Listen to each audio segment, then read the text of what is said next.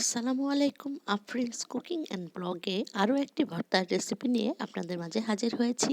আর মাঝে মাঝে মুখের রুচি চেঞ্জ করতে এই ভর্তার রেসিপিগুলি আপনাদের মাঝে শেয়ার করি। আজকে পুঁটি মাছের শুটকি বা চাপা শুটকি ভর্তা দেখাবো, আর যেটা আমি আগেও দেখিয়েছি আমার অন্য ভিডিওগুলোতে, তবে আজকে একটু অন্যরকমভাবে, তাই মনোযোগ সহকারে ভিডিওটি না টেনে দেখুন।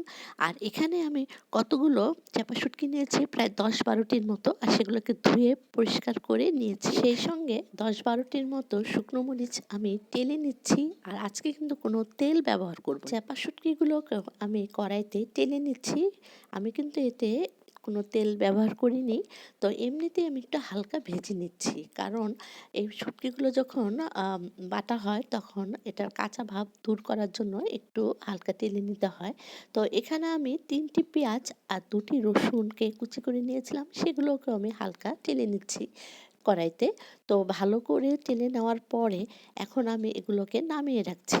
তো এগুলো সবগুলোকে আমি একে একে করে বাটবো, তার আগে আমি শুকনো মরিচ আগে বেটে নিচ্ছি, যেগুলো আমি টেলে নিয়েছিলাম।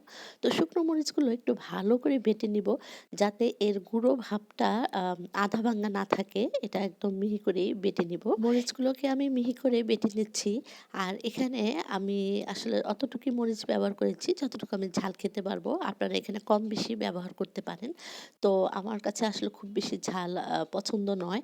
তো এখন আমি সেই টালা শুটকিগুলো দিয়ে দিচ্ছি। তো শুটকিগুলো ভালো করে মিহি করে বেটে নিব, কেননা শুটকির মধ্যে কিন্তু কাঁটা থাকে। খাওয়ার সময় মুখে কাঁটা বিঁধে যাওয়ার সম্ভাবনা থাকে, তাই আমি ভালো করে বেটে নিয়েছি।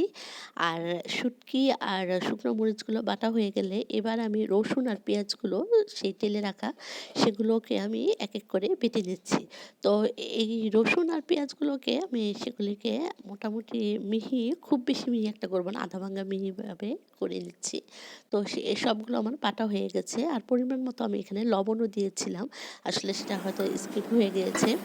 তো এই তো হয়ে গেল শুটকি, চাপা শুটকির ভর্তা। ঠিক এইভাবে করে দেখুন, তেল ছাড়া খুবই মজা তার খেতে। আর এই শীতের দিনে একটু ঝাল ঝাল ভর্তা খেতে কিন্তু গরম ভাতের সাথে দারুণ লাগে।